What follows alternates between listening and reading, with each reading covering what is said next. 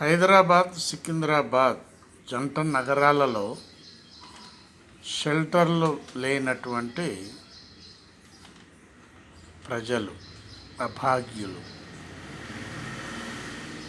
వీరు ఎక్కువ మంది ఇతర రాష్ట్రాల నుంచి ట్రైన్లలో వచ్చి సికింద్రాబాద్, నాంపల్లి ఈ ఏరియాల్లో రైల్వే స్టేషన్లు, బస్ స్టాండ్లు, అదేవిధంగా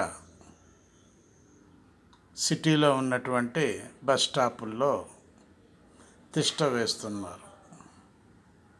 అసలు వీళ్ళు ఎవరు? వీళ్ళ బ్యాక్గ్రౌండ్ ఏంటి? వాళ్ళ చరిత్ర ఏంటి? వాళ్ళు అడుక్కుంటానికి వచ్చారా లేదా ఇంకా వేరే పనుల మీద వచ్చారా అనేటటువంటి ఇంటెలిజెన్స్ రిపోర్టు ఏమైనా ఉన్నదా ప్రభుత్వం దగ్గర అని మాట్లాడుకోవటం జరుగుతుంది తెలంగాణ ప్రజలు.